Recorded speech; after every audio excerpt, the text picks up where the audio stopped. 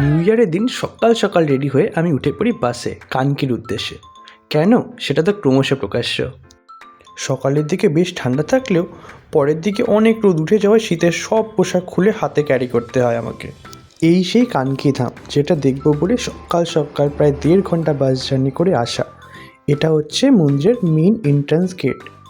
এই যে সামনের সাদা মন্দিরটা রয়েছে এটাই রামদেব বাবার মন্দির। যেহেতু আমি নিউ ইয়ারের দিন গিয়েছিলাম তাই সেখানেও মেলার মতো বসেছিল, আর মন্দিরের ভেতরে প্রবেশ করার লাইনটাও অনেকটাই লম্বা ছিল। ছিল খাবারের স্টল আর চারিদিকে শুধু লোক আর লোক, এতটাই ভিড় ছিল সেদিন। সুন্দর করে বেলুন দিয়ে সাজানো ছিল চারপাশটা। হঠাৎই কানে গানের আওয়াজ আসতেই সেখানে গিয়ে দেখি জমজমাট প্রোগ্রাম হচ্ছে।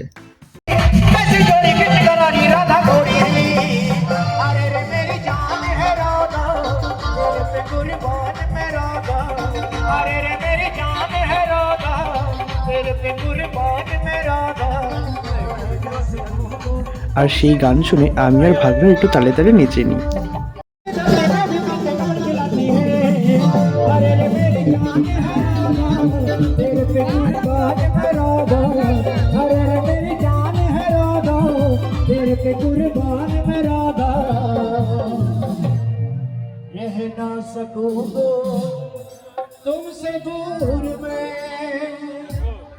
এই সিঁড়ি দিয়ে উপরে উঠলেই কিন্তু দর্শন হবে রামদেব বাবার।